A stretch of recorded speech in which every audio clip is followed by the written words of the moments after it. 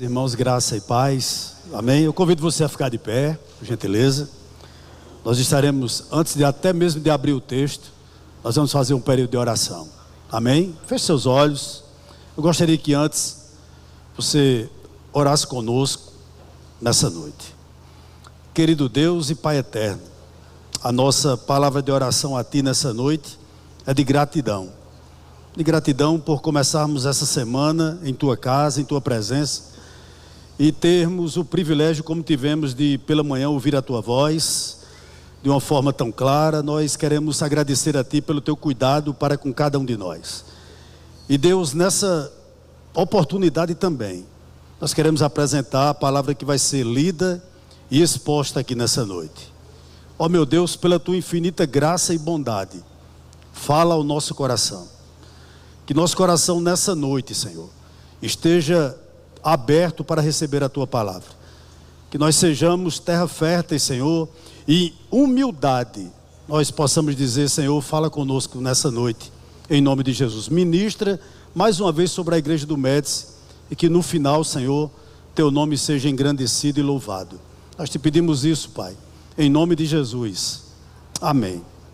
Meus amados, ainda de pé, eu convido você a abrir a palavra do Senhor no último livro da Bíblia, no livro do Apocalipse, capítulo 2. Nós estaremos fazendo a leitura nessa noite, do verso 1 até o verso de número 7, e estaremos nessa noite pensando sobre qual a nossa missão. Qual a nossa missão aqui na terra? Apocalipse capítulo 2, do verso 1 até o verso de número 7. Todos encontraram? Amém? O texto sagrado nos diz assim: ao anjo da igreja em Éfeso, escreva: estas coisas diz aquele que conserva na mão direita as 7 estrelas, e que anda no meio dos 7 candelabros de ouro. Conheço as obras que você realiza, tanto o seu esforço como a sua perseverança.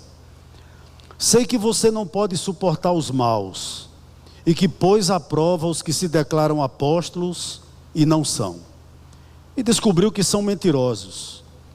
Você tem perseverança e suportou provas por causa do meu nome, sem esmorecer. Tenho, porém, contra você o seguinte: você abandonou o seu primeiro amor.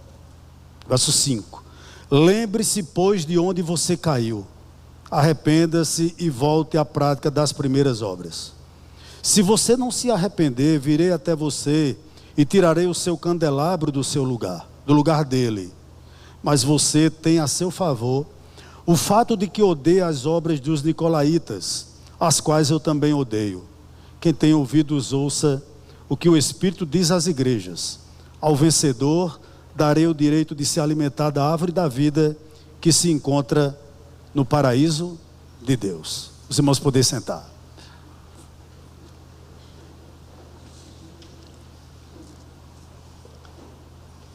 Você já se perguntou para que a igreja serve?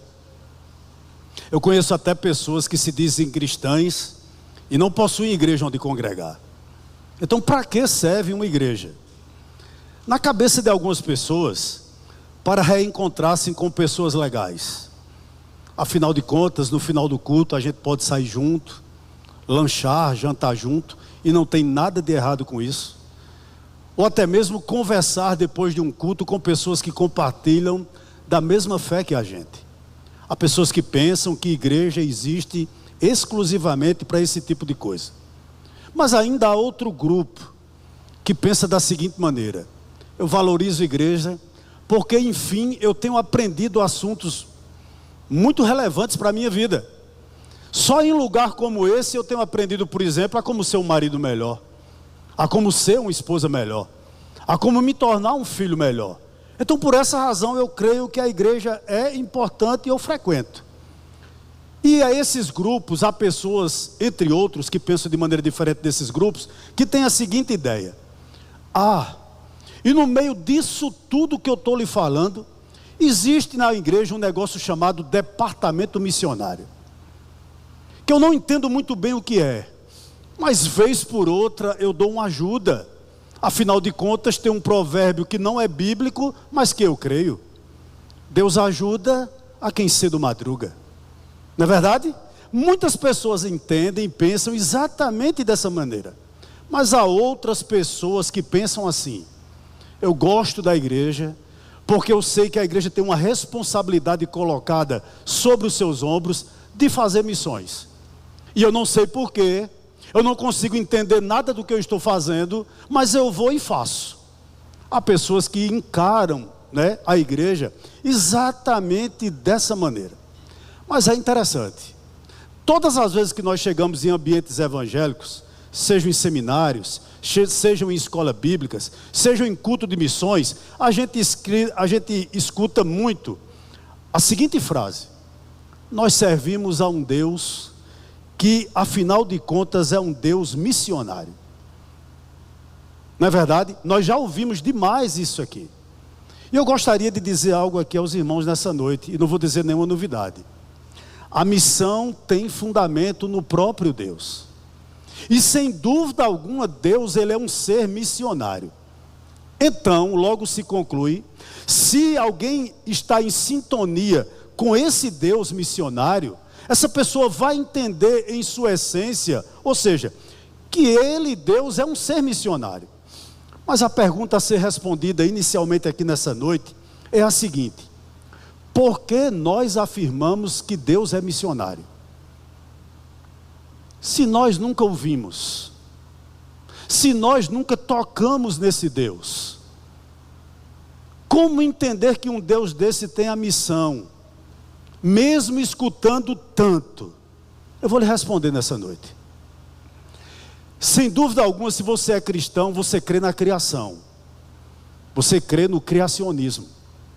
Então a gente entende que Deus criou todas as coisas, absolutamente todas as coisas.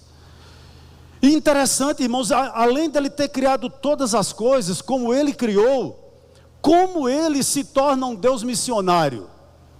Quando ele se encarna na pessoa de Jesus Cristo e se revela para nós, e para nós aqui, através da sua palavra.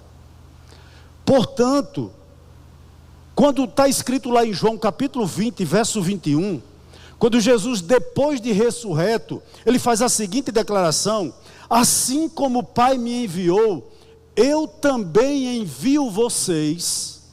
Ou seja, assim como o Pai me enviou, eu também envio vocês. De posse dessa afirmação, nós podemos afirmar que Deus é missionário em sua essência.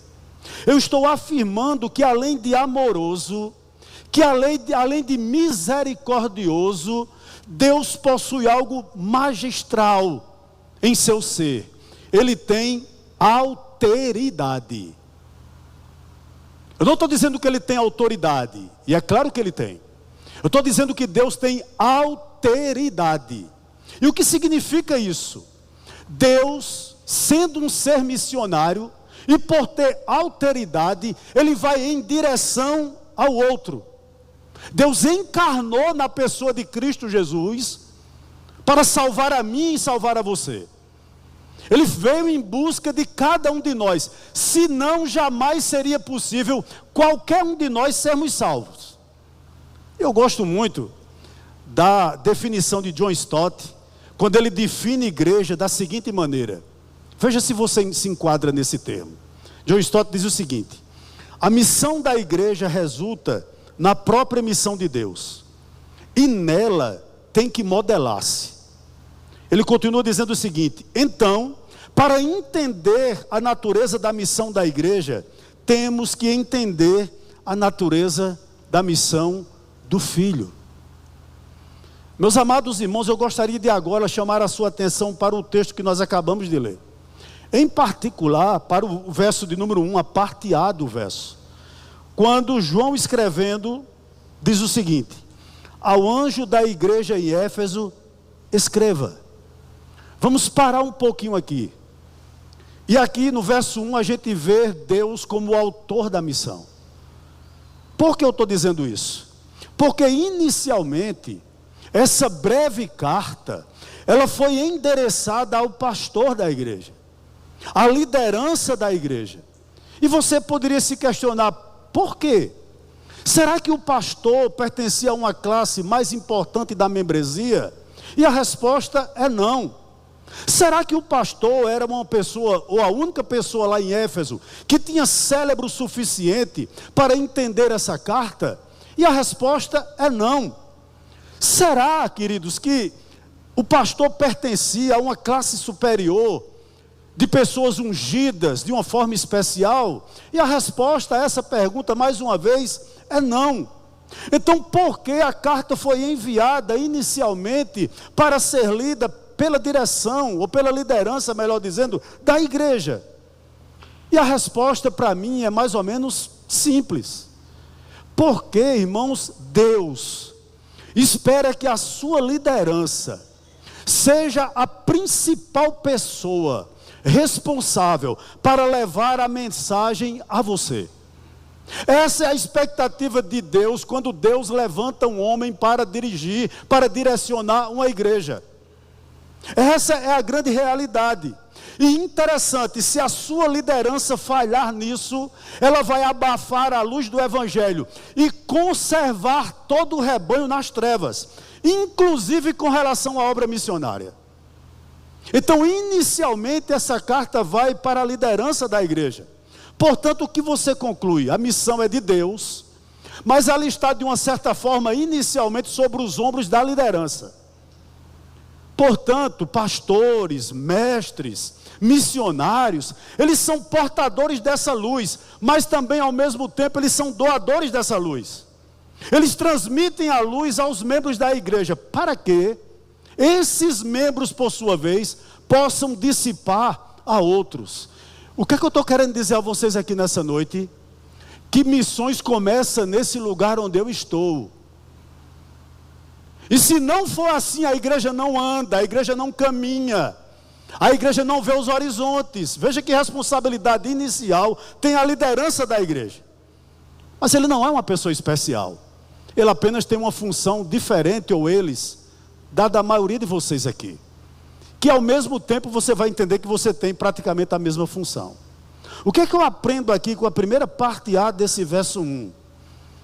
Amados irmãos, a principal missão do seu pastor não é lhe visitar, embora ele possa fazer isso. A principal missão dos seus pastores não é ser gestores, aquele tipo de pessoa que pensa da seguinte maneira: como eu faço para satisfazer esse rebanho? Qual a nova inovação que eu tenho que buscar para que meu rebanho fique satisfeita? Não é missão da sua liderança. Como também, queridos, ele não é um ser político de massa, ou seja, um ativista social, que vai deslocar, que vai tentar envolver você por uma causa social. Não é a missão de seu pastor. Portanto, a principal missão do seu pastor, sabe qual é? Ou dos seus pastores? Lhe ensinar, lhe doutrinar nas escrituras, treinar o rebanho, capacitar o rebanho, enfim, levar você à maturidade cristã, para que enfim, com as suas próprias pernas, você possa caminhar. Essa é a função da liderança, e essa era a expectativa de João, e principalmente de Cristo, que foi quem deu essa carta para que João escrevesse, para a igreja de Éfeso, como as demais. Ou seja, a principal função da liderança é fazer discípulos de Cristo, que tenham como palavra-chave missão. Missão. Quando a liderança da igreja não consegue fazer isso, o trabalho dele está um pouco complicado. A nossa missão é gerar em vocês, por obra do Espírito Santo, é claro, através da exposição sagrada das Escrituras, que você tenha amor, e que vocês tenham alteridade pelos outros, ou seja, que você vá em busca dos outros, que você vá buscar os perdidos. É exatamente isso, por isso que nós estamos reunidos, creio eu, aqui nessa noite. E Deus espera isso principalmente da sua igreja. Estão lembrados da parábola do bom samaritano? Porque Jesus se choca ao contar aquela parábola que diz que nem o sacerdote, nem o levita se importaram com aquele moribundo. E um bom samaritano que não tinha nada a ver com o culto em Jerusalém. Porque Jesus esperava que viesse dos homens que saíam da sua própria igreja a alteridade, a compaixão pelo perdido, o amor pelo perdido. E eu lhe pergunto, você tem? Nós temos. Uma coisa interessante aqui. Segundo ponto. A missão da igreja se fundamenta na Bíblia. Vamos passear um pouquinho comigo na igreja de Éfeso. Vá para o verso 2, verso 3 e verso 6. Vamos lê-los. Vou ler inicialmente o verso 2. Quando ele diz o seguinte: eu conheço as obras que você realiza, tanto o seu esforço como a sua perseverança. Sei que você não pode suportar os maus, e que pôs à prova os que se declaram apóstolos e não são, e descobriu que são mentirosos. Antes de nós irmos para o texto, deixa eu fazer um adendo aqui nessa noite. Por que você precisa fazer missão? Porque a igreja tem que se levantar em missão. Eu vou lhe dar algumas razões. Por quê? Porque após a queda, o homem, todo ele, rompeu o relacionamento dele com Deus. Nós nascemos perdidos. Isso é muito claro lá em Gênesis 3. Quando o homem rompe o relacionamento com Deus, ele tenta se esconder de Deus. Mas não só isso. Ele não fez apenas uma ruptura entre o relacionamento dele e Deus. Ele fez uma ruptura também com o próximo. Pela primeira vez após a queda, você vê o homem acusando a mulher. A culpa foi da mulher que tu me desse, lá no verso 12. Então o homem caído, ele é alguém que rompeu o relacionamento com Deus, rompeu o relacionamento com um próximo, mas rompeu também o relacionamento consigo mesmo. É tanto que lá no verso 10 do capítulo 3 diz o seguinte: eu fiquei com medo, o homem falando com Deus, porque eu estava nu.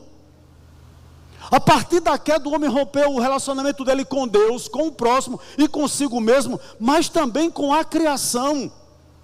Pelo pecado do homem, a criação se tornou maldita, a terra. Está lá no verso número 17. Por essa razão você tem que fazer missão. Por essa razão você tem que pregar as boas novas do reino. E interessante que no verso 2 ele diz o seguinte da igreja de Éfeso: eu conheço as obras que você realiza. Meus queridos irmãos, se você é alguém que crê no Evangelho, quando você lê uma declaração como essa, era para você cair de joelhos. Porque o próprio Cristo, aquele que se apresenta como aquele que conserva na mão direita as 7 estrelas, dizendo que era na realidade as 7 igrejas da Ásia, o próprio Cristo diz para aquela igreja o seguinte: que afirmação, ele deixa claro, o Senhor da igreja, que Jesus, ele não está apenas familiarizado com as nossas obras, mas ele conhece detalhadamente o que nós temos feito, ou o que nós deixamos de fazer. Só essa informação já era para a gente cair de joelhos. Evidentemente aqui ele vai elogiar a igreja de Éfeso inicialmente. Conheço as obras que você realiza. É isso que ele está dizendo, não é? Veja bem, que a partir de então, Jesus não fala exclusivamente à liderança, mas ele passa a falar também com cada membro em particular. Através de quê? Através da leitura dessa carta. Portanto, queridos, é um desperdício de tempo você não vir para a sua igreja nos dias de culto. O que você está dizendo? No domingo pela manhã, Deus não fala. Parece que Deus só fala com algumas pessoas aqui no domingo à noite. Na terça-feira à noite, parece que Deus não fala. Porque eu decidi que eu só posso ouvir Deus, só quero ouvir Deus no dia que eu quiser. Que trágico. Que desperdício de tempo você está tendo, né?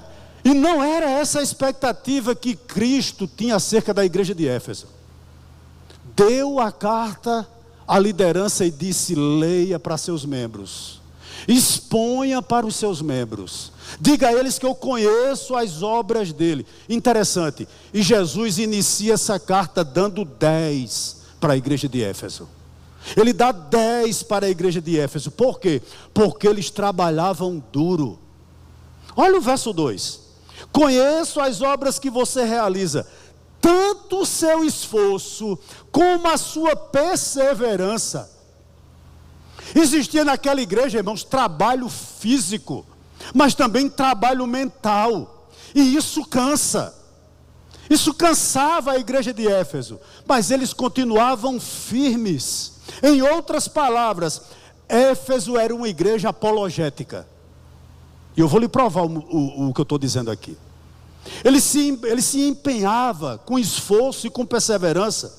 Ele continua dizendo o seguinte, olha, no verso 2: sei que você não pode suportar os maus, e que pôs à prova os que se declaram apóstolos e não são, e descobriu que são mentirosos. Interessante isso aqui. Quem era esse grupo que ele chama de maus? E quem era esse grupo que ele declara que eram falsos apóstolos? Era um único grupo. Não eram dois grupos distintos. Não se trata aqui de duas categorias de pessoas. É um mesmo grupo. Como nós temos que aprender com essa igreja ainda hoje? Porque os efésios testavam a doutrina. Isto é, o que é que esses falsos mestres, o que é que esses falsos apóstolos estão pregando? Eles estão pregando o quê? A vida dele nos diz o quê? Eles olhavam para a vida deles também e chegaram à seguinte conclusão: tais apóstolos são homens maus. Na realidade, eles nunca foram apóstolos. Eles são impostores. E como nós temos, irmãos, ainda hoje a igreja evangélica brasileira, que aprender com a igreja de Éfeso nesse quesito. Por quê?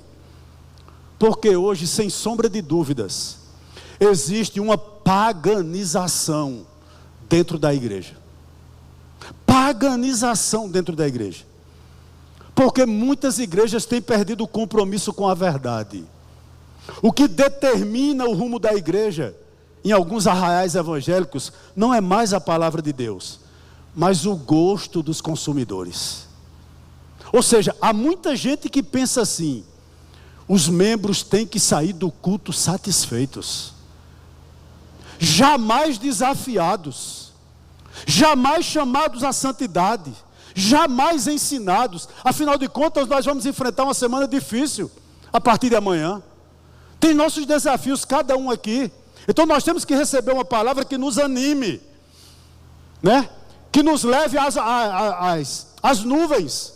Aquela palavra dizendo que você é mais do que vencedor, que você é um gigante. É isso que nós queremos ouvir. Mas na realidade a igreja de Éfeso não era dessa maneira. Eles diziam não ao falso ensino, não à falsa doutrina, não à heresia. Ou seja, ele dizia o seguinte: falsos apóstolos, falsos mestres não se criam no nosso meio, nós não queremos ouvi-lo. E interessante, eles blindavam a igreja com isso, contra isso, perdão. Mas você vai para o verso de número 6 agora. Depois a gente volta para verso 3, perdão. Verso 3 diz o seguinte: você tem perseverança e suportou provas por causa do meu nome. Como? Sem esmorecer. Antes de ir para o verso 3, deixa eu fazer alguma observação aqui com relação ainda ao verso 2. Talvez muitos de nós que estamos aqui, irmãos, nós já deveríamos ser mestres, mas nós ainda estamos no jardim da infância. Por quê? Porque nós acreditamos em tudo que é pregado. Nós damos crédito a todo e qualquer tipo de pregador. E isso tem destruído a fé de alguns. Porque come qualquer doutrina, não tem discernimento do que está ouvindo. do que está vendo, do que está lendo. Interessante, né? A igreja aqui, ela não vivia atrás de novidades. Eles se debruçavam sobre a palavra de Deus e estavam plenamente satisfeitos em estudá-las, e por isso eles podiam combater a heresia. É interessante, eu não sei se você já teve a oportunidade de pegar uma nota falsa, uma cédula de dinheiro falsa. Se você é alguém que está acostumado a manusear dinheiro, você fica tão familiarizado com ele, que ao tocá-lo, você sabe se ele é verdadeiro ou falso a nota. Você não precisa conhecer a falsa, porque você já conhece a verdadeira. Não é verdade? Assim também era a igreja de Éfeso. Nós não precisamos de novidades, porque nós já conhecemos a verdade e sabemos o que a verdade nos diz. Então, para nós, a verdade de Deus basta e não outro ensino. E Cristo olhou para essa igreja nesse quesito e disse o seguinte: nota 10 para vocês. Mas vá para o verso 3. Ele continua dizendo o seguinte: você tem perseverança e suportou provas por causa do meu nome, sem esmorecer. Meus amados irmãos, a gente fica ouvindo como é difícil ser crente hoje, né? Eu acredito que nunca foi fácil ser cristão verdadeiramente. Na igreja, aliás, na cidade em Éfeso, era dificílimo ser crente. Era dificílimo permanecer cristão. Por quê? Porque, irmãos, lá existia o chamado culto ao imperador.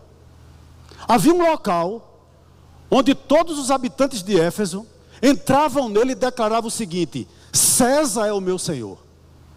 Como se isso não bastasse, eles possuíam um templo enorme, dedicado à deusa Diana, a Diana dos Efésios. Então, quando não se era adorador de César, era adorador de Diana. Então, ora César era senhor, ora Diana era senhora, ou deusa deles.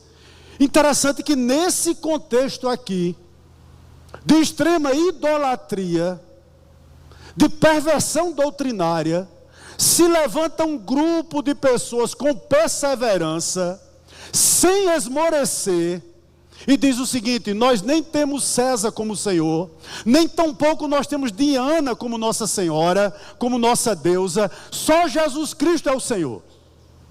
E isso bastava, era o bastante, para que aqueles membros daquela comunidade perdessem a vida, perdessem a família, perdessem o emprego. E muitas mulheres estavam perdendo o casamento, porque como ambos eram pagãos, por exemplo, uma mulher se convertia e ela dependia totalmente do marido para sobreviver, muitas delas. Quando ela começava a dizer que Jesus Cristo era Senhor, o marido achava aquilo um absurdo e a deixava. E ela tinha que sair de casa, perder a família, perder os filhos, perder o contato com a sua família, mas elas permaneciam firmes. O que é que eu aprendo aqui? Não existe coroa sem cruz. Queridos, não existe salvação sem conversão. Nós precisamos ser reconhecidos pelo céu, e não pela terra, e não pelo mundo. Nós temos que entender que nós fomos chamados a sofrer pelo Evangelho. E se isso custar a nossa vida, os nossos sonhos, nós temos que estar dispostos a dar. A pergunta é essa: você está disposto a isso? Nós estamos dispostos a isso? Diante dessa afirmação que eu faço, eu acredito o seguinte: a palavra-chave na igreja não é manutenção. Ou seja, pastor, está tudo bem, os departamentos estão funcionando, está tudo tranquilo, para que se envolver mais? Para que mais trabalho? A palavra-chave da igreja não é manutenção. A palavra-chave da igreja não é satisfação. Eu estou bem empregado. Eu nunca ganhei tão bem quanto agora, por exemplo. Está tudo bem na minha casa. Vez por outra eu vou a um evento, vez por outra eu vou no culto. Para que me envolver? Se está tudo redondinho na minha vida. A palavra-chave da igreja nem é manutenção, nem é satisfação, nem tampouco engajamento. Tipo assim, eu vou ser um ativista social, eu vou lutar por alguma causa social, eu vou até mobilizar pessoas por isso. Não. A palavra-chave da igreja, para você que está aí que é cristão e para mim, é missão. Deus lhe chamou, a você que é cristão, para formar discípulos de Cristo. Deus chamou você para capacitar pessoas a seguirem a Ele, a parecerem com Ele. Posso lhe dizer algo aqui? A primeira missão da igreja é morrer. Quando nós morrermos para nós mesmos, irmãos, nós iremos viver para a glória de Deus. Mas enquanto isso não acontecer, nossos sonhos têm os primeiros lugares da nossa vida. E a gente nunca vai se envolver com o perdido. A gente nunca vai a um hospital entregar panfleto. Porque a palavra-chave na nossa vida não é a mesma que a igreja. Ou é manutenção, ou é satisfação, ou é engajamento por alguma causa que não é o evangelho, mas não é missão. Deus lhe chamou para ter alteridade e buscar o perdido. A minha pergunta a você nessa noite é a seguinte: você tem feito isso como cristão? Nota 10 para Éfeso. Tinha perseverança e era uma igreja que defendia, como escorpião no deserto, a doutrina. Eles eram apologéticos. Eles sabiam em que acreditavam. Vá para o verso 6, por gentileza. De novo, Cristo vai dar nota 10 à igreja de Éfeso aqui. Olha o que diz o verso 6.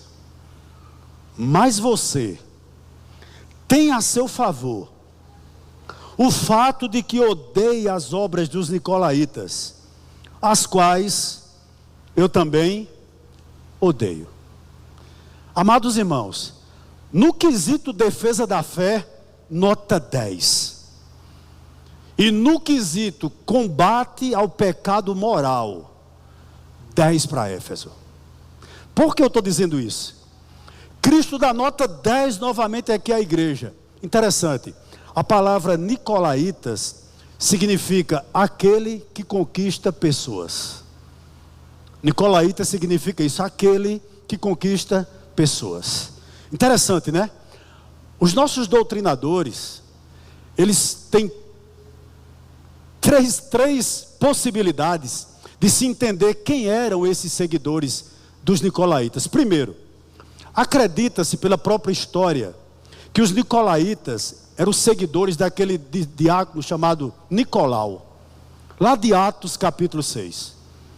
Algumas tradições dizem que no transcorrer da sua fé, esse homem desviou-se do evangelho. Nicolau, um dos que foram escolhidos lá com Estevão. Nós não temos certeza disso, mas a tradição diz isso. E Nicolau possuía uma mulher lindíssima. E muitos homens da igreja desejavam a mulher de Nicolau. E um dia ele chegou no culto e disse o seguinte: quem quer ficar hoje com a minha esposa? E ele oferecia a esposa aos membros da igreja. Acredita-se que os nicolaítas eram seguidores desse homem. Mas nós não temos certeza, mas isso é uma possibilidade. A segunda possibilidade, que esse grupo era pessoas ligadas ao gnosticismo. Aquele grupo de pessoas que parecia ter uma revelação especial. Que somente era possível ser salvo através da mente deles, porque ele possui uma revelação mais brilhante do que a própria Escritura. Pensa-se que possivelmente também esse grupo podia ser oriundo dos gnósticos, mas são conjecturas. E a terceira e última, acredita que esses homens eram seguidores da doutrina de Balaão. Aquela doutrina que fez com que o povo de Deus se prostituísse e armou, algumas armadilhas para que o povo pudesse cair. Enfim, Uma coisa é unânime entre os nossos doutrinadores, é consenso entre os doutrinadores. Os nicolaítas, eles pregavam o evangelho liberal. Era o tipo de evangelho que não tinha exigência, que não havia proibições. Eles ensinavam que os crentes podiam comerem carne sacrificada a ídolos, praticarem sexo fora e antes do casamento, ou seja, andarem nus ou seminus com roupas indecorosas dentro da própria igreja. Ou seja, na realidade esse grupo aqui estimulava a imoralidade. Interessante, né? A igreja de Éfeso se levanta, defende com unhas e dentes a sua doutrina, não permite o falso ensino, mas da mesma maneira, na imoralidade eles disseram não. Quando a gente olhava, ou quando se olhava, quando Cristo olhava para a igreja de Éfeso, Cristo podia dar nota 10 a ela. Por quê? Porque ela era uma igreja que não vivia em pecados morais. Ou seja, não havia naquela igreja fornicação, não havia naquela igreja pornografia, não existia naquela igreja adultério, não existia naquela igreja prostituição. As mulheres daquela igreja não vinham para os cultos ou andavam em Éfeso de maneiras sensuais, de maneira alguma. E Cristo, que conhecia as obras, dizia: no quesito santidade, nota 10 para vocês. Nota 10 para vocês. E eu faço uma aplicação para nós aqui nessa noite. Porque, irmãos, isso é importante. O não envolvimento com o pecado. E aqui pecados imorais. Vou lhe dizer por quê. Porque a vida da igreja é sua primeira mensagem. O que eu estou querendo dizer aqui? Quando a igreja ela mistura-se com o mundo, ela perde o seu poder, ela perde a sua autoridade, ela perde a sua influência, ela deixa de ser sal que salga, ela é sal que só serve para ser pisado, ela perde a capacidade de refletir a luz, porque ela fica muito parecida com as trevas. Então aquele que conhecia todas as obras daquela igreja, que era e é onisciente, diz: olha, no quesito com relação à imoralidade, eu tenho que dar nota 10 a vocês. Nota 10 a vocês. Interessante. Se fosse possível nós eliminarmos o verso 4 e o verso 5 dessa carta, você iria olhar para Éfeso e dizer: que igreja perfeita. Parece que era uma igreja que não tinha problema, né? Mas o verso 4 e o verso 5, aquele que conhece as boas obras, como também as más obras, feita por qualquer pessoa, vai detectar qual o problema dessa igreja. E pasmem vocês, pode ser o problema de muitos de nós que estamos aqui nessa noite. Vá para o verso 4, irmãos, por gentileza. O texto diz assim: eu tenho, porém, contra você o seguinte. O que, irmãos? Você abandonou o seu primeiro amor. Que constatação trágica. Onde a igreja foi advertida? No esfriamento do seu amor. Amados irmãos, a igreja em Éfeso, ela viveu alguns tempos dourados. Por exemplo, quando Paulo pregava, ou pregou lá por pelo menos 3 anos, montou um seminário lá. É digno de nota o que diz em Atos capítulo 19, verso 20, que a palavra do Senhor se difundia amplamente e crescia em poder através dos efésios. Veja que coisa, a primeira geração de crentes em Éfeso fez um trabalho extraordinário para que outros pudessem crescer em Cristo. Como eles começaram bem. Desde quando Paulo funda aquele seminário, na sua terceira viagem missionária, até quando ele emite a carta aos Efésios, passou-se algo em torno de 10 anos. E a igreja continuava bem. Prova disso é o que está escrito em Efésios 1,15, quando ele diz o seguinte, olha: por isso, também eu tenho ouvido a respeito da fé de vocês e do amor para com todos os santos. Depois que Paulo termina a missão dele lá em Éfeso, passa-se 10 anos, eles continuam firmes na fé e amando uns aos outros. Mas interessante, irmãos, da geração de Atos 19, quando Paulo vai visitar a igreja de Éfeso, para essa carta que nós estamos analisando aqui em Apocalipse, passou algo em torno de 40 anos. Fazia 40 anos aqui, e é levantada uma nova geração, constituída possivelmente em sua maioria, de filhos e até mesmo de netos, daquela geração de Atos 19. O que nos chama a atenção aqui, que eles continuavam bons teólogos, que eles continuavam com unhas e dentes defendendo a sua fé, e mais, eles continuavam combatendo a imoralidade. Porém, o que é trágico, eles perderam o entusiasmo por Cristo.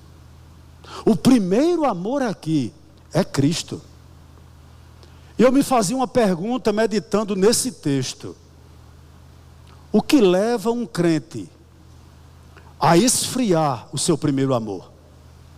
E quando é que essa pessoa demonstra que está perdendo o primeiro amor? Como a gente detecta, irmãos, que isso está até acontecendo conosco, comigo ou com você? Eu vou lhe dar essa noite algumas evidências. Quando o trabalho de Deus começa a tomar o lugar de Deus nas nossas vidas. O zelo pelas coisas de Deus é bom, mas interessante, às vezes o zelo, ele toma o lugar do amor de Deus ou a Deus em nossos corações, em nossas vidas. Como isso ocorre? Quando a gente, embora goste de vir a um lugar como esse, a gente já não tem mais prazer de estar a sós com Ele. Responda para você mesmo. Você gosta de orar? Tem aquele momento do dia que você sente saudade dos altares do Senhor? Que você reserva tudo o que você está fazendo e tira um tempo para você e Deus. E ali você chora, ali você reclama, ali você diz que está doendo. Como diz Martin Lloyd Jones, todas as vezes que você entra em oração, será que a gente entra adorando, dizendo: Senhor, obrigado por ser meu Salvador, obrigado por ser meu Senhor, obrigado por ter me resgatado, obrigado pelo que tu tem feito na nossa vida, obrigado por não ter me deixado ir para o inferno. Você tem tido esses momentos em leitura da palavra, queridos? Às vezes a gente vem para a igreja seco, como terra árida, como uma pedra. Nós não pegamos na Bíblia hora nenhuma, nós não oramos hora nenhuma. E a gente vem para aqui com que expectativa, irmãos? Será que isso não está acontecendo conosco? Perceba bem, essa igreja estava disposta a morrer por Ele, a sofrer por Ele, a trabalhar por Ele. O que eu quero aprender aqui? Que é extremamente perigoso a gente conhecer a Bíblia, conhecer teologia demais, mas isso não nos comover. É mais um sermão. Quem vai pregar é o pastor James. Eu vou, eu amo. Aí outro, é o pastor Jorge. É meu perfil. Eu não estou dizendo que você faz isso, mas entenda o seguinte: qual a nossa expectativa a vir a um lugar como esse? Será que a palavra de Deus não lhe comove mais? Já não mexe mais com você? Há pregadores, queridos, que só meditam para pregar. Há músicos, há cantores que louvam, mas não escuta sermão. Como você pode ministrar, meu querido? Como a gente pode ministrar se a gente já não se encanta mais pela palavra de Deus? Embora trabalhe duro, trabalhe de forma árdua para Ele, nós já não temos prazer nele, queridos. Essa semana, me permita esse parênteses, eu ia com minha esposa e outra amiga da gente. Nós passamos ali em um determinado lugar, estava havendo um culto. E em frente à igreja tem um quebra-mola, eu tive que parar e eu tenho que passar bem lento, né? E eu olhei, eu até comentei com o Ritinha, olha Ritinha, a quantidade de pessoas na igreja. Tinha umas 30 pessoas dentro do culto. E 40 do lado de fora, tudo de paletó e gravata, batendo papo um com o outro. A gente diz que trabalha muito para Deus, mas a gente já não se comove com Ele. Sabe? Parece que Ele prega e a gente escuta o que prega e deixa aqui. E sai por essas portas para enfrentar o mundo sem ouvir absolutamente nada. Sabe por que isso acontece? A gente está perdendo o primeiro amor. Isso é um sinal evidente. Outro sinal evidente que você está perdendo o seu primeiro amor. Quando você consegue analisar a vida dos outros, mas não examina a sua. Os efésios detectavam a heresia nos falsos apóstolos. Ele conseguia detectar a falsa doutrina nos homens maus. Mas eles não conseguiram identificar neles próprios a sua frieza espiritual. Que coisa trágica. Sabe o que é trágico, irmãos? Quando a gente se apega tanto, se ocupa tanto com a separação do mundo, que a gente esquece de adorar. Quando não existir mais adoração na sua vida, você não vai se importar com a maneira como você trata seu marido. Quando não existir mais adoração na sua vida, você já não vai mais se importar de tratar sua esposa de forma rude. Quando não existir mais adoração na nossa vida, nós não nos importaremos de cumprir mais horário dentro do nosso local de trabalho. Por quê? Porque a palavra de Deus já não nos comove mais. E a questão aqui nessa noite, queridos, não é vir aos cultos, simplesmente. Não é orar, não é entender a palavra, mas a nossa responsabilidade de ser discípulo. Eu lhe pergunto uma coisa aqui nessa noite. Como seu mestre, Jesus, olhava para um moribundo? Como Jesus tratava José e Maria, seus pais? Como ele reagia aos insultos? Pense um pouquinho nessa noite e reflita. Nós vamos terminar nessa noite. Verso 5 e verso 7. Vá para o verso 5. Lembre-se, pois, de onde você caiu. Arrependa-se e volte à prática das primeiras obras. Se você não se arrepender, virei até você e tirarei o seu candelabro do lugar dele. Qual é o maior desafio de ser igreja? Qual é o nosso maior desafio, queridos? 2. Primeiro, ao mesmo tempo guardarmos a fé, como também proclamarmos a nossa fé.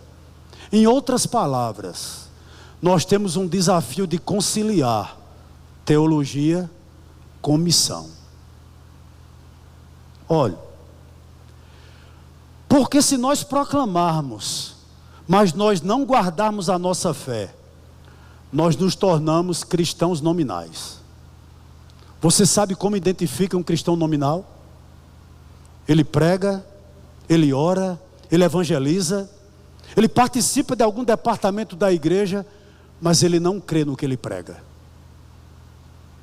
Doutrinariamente, nota 10 para ele, mas em relação ao que ele crê, ele não crê no que ele prega. Quando nós nos tornamos assim, nós somos simplesmente cristãos nominais. Mas por outro lado, se nós guardamos a nossa fé e não a proclamamos, nós nos tornamos cristãos infrutíferos. Ou seja, especialista em teologia, especialista em adoração, especialista em oração, mas não prega para ninguém.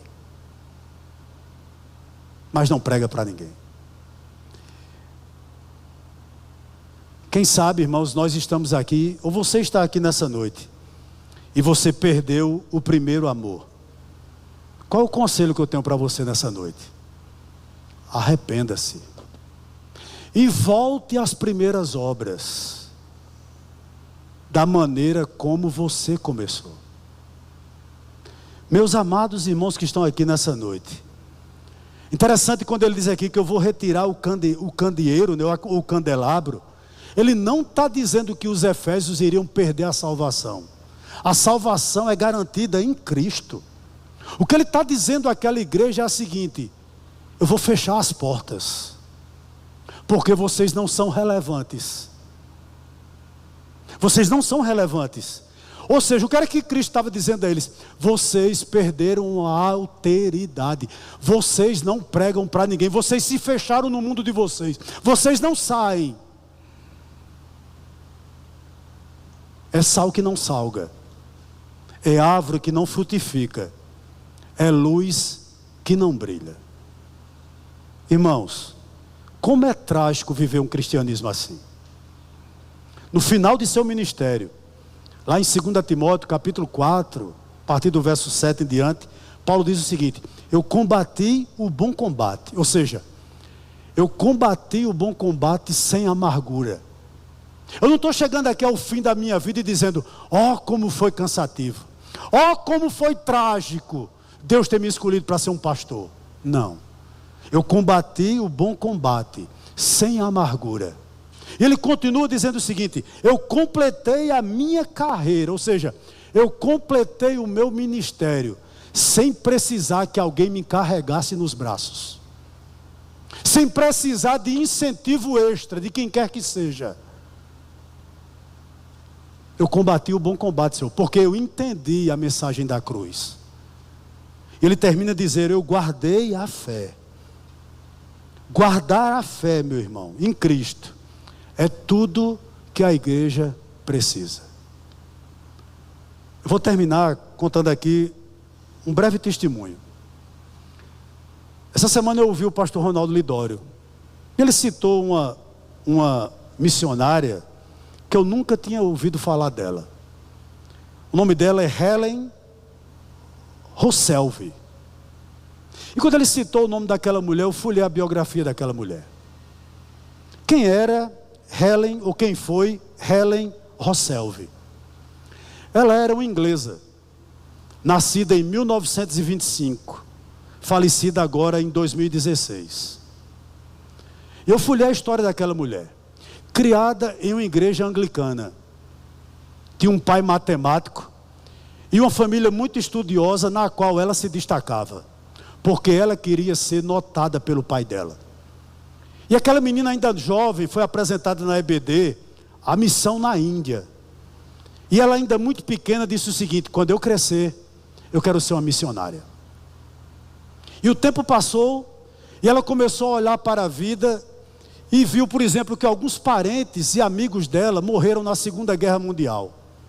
E ela não conseguia conciliar um Deus que era amor, mas que permitiu que pessoas tão caras ao coração dela fosse morta na Segunda Guerra Mundial. Ela tomou uma resolução na vida dela: eu vou tirar Deus da minha história. Eu vou seguir meus estudos e eu não quero mais saber desse negócio de Deus. E ela passou, ela entrou numa das melhores universidades da Inglaterra, para cursar medicina, a Universidade de Cambridge. E aquela menina entrou ali, ela se destacava nos estudos. E interessante que lá ela se afeiçoou a um grupo de meninas também, que tratava ela com muita doçura, que era muito educada com ela. E ela descobriu que aquelas meninas eram crentes. E todo dia então, no final da aula, ela orava com aquelas meninas, e aquelas meninas liam a palavra de Deus para ela. Aquilo encantou ela. E um dia ela não pôde retornar para casa. Era exatamente um final de semana, e uma das amigas fez um convite a ela: vamos à nossa igreja? Lá está havendo uma conferência missionária. E ela foi. Quando chegou lá, Deus falou profundamente ao coração dela. Diz que o pregador expôs a doçura de Cristo, em Gênesis e em Romanos. E ela ficou encantada com a pessoa de Jesus. Voltou para o alojamento dela morta de vergonha, porque ela tinha tomado uma decisão de riscar a Deus da vida dela, e agora estava disposta a converter-se. E ela disse o seguinte, ela fez a seguinte oração: Senhor, se tu existe, fala comigo. E ela entrou em um dos aposentos da universidade e estava orando. Quando ela olhou para o teto, tinha a seguinte frase: aquietai-vos e sabei que eu sou. E a palavra Deus havia caído do teto. E ela disse: Deus falou comigo, eu tenho uma missão. Terminou o curso, fez mestrado em medicina e foi enviada para o Congo. Ao chegar no Congo, ela abriu alguns hospitais, construiu um hospital, capacitou várias pessoas a serem enfermeiras e se dedicava muito ao Senhor. Como o Congo ainda hoje é uma nação que vive em guerra civil, uma milícia entrou lá no alojamento delas, sequestrou ela e mais 10 missionárias. E levou ela para um determinado lugar que ela não sabia qual era. E ela resolveu nesse momento de cativeiro escrever um diário. E ela conta no diário dela que um dos dias, uns homens entraram no quarto dela. E bateram, até ela não aguentar mais. Quebraram as pernas, quebraram os braços e quebraram todos os dentes. E ela ficou ali gemendo, mas ainda firme. Passou uma semana. Ela não sabe se o mesmo grupo ou outro grupo entrou no quarto dela. E ela disse que já pensava que todo o sofrimento tinha passado. Eles a arrastaram pelos pés e vários homens a estupraram. E naquele momento ela fez a seguinte oração: Senhor, tu me abandonaste. E ela conta que no outro dia, uma presença gloriosa tomou conta daquele quarto. E ela não sabe explicar como, mas aquela presença gloriosa trouxe paz ao coração daquela mulher. E uma voz brandava no coração dela, dizia o seguinte: filha, não são suas dores que você está sentindo, são as minhas dores. Eu continuo sendo o teu Senhor. Algumas semanas depois, algum tempo depois, ela foi libertada. Levada para a Inglaterra, ela foi tratada por 1 ano em um hospital. Depois que ficou boa, voltou à missão e disse o seguinte: estou pronta novamente para ir para o Congo. E o chefe da missão disse: jamais você volta àquele lugar. E ela disse: ou por essa missão, ou por outra missão, eu retornarei. E retornou. Fundou um hospital ainda maior. Preparou mais enfermeiros do que da primeira vez. E só veio embora daquele lugar com quase 80 anos. E no final da vida dela, ela escreve uma carta aos missionários e pastores que estavam no Congo.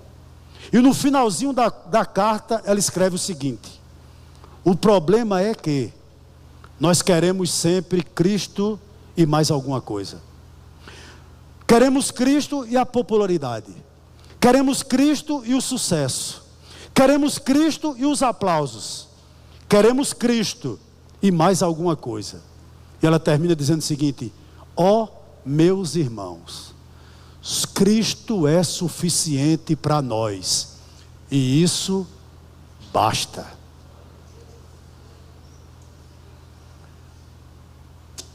Eu pergunto para você nessa noite. A gente está, irmãos, muito claro e muito certo da transcendência de Cristo. Cristo está no céu, Ele está reinando, Ele é Senhor. Mas eu lhe pergunto nessa noite, você está crente nessa noite da imanência de Cristo?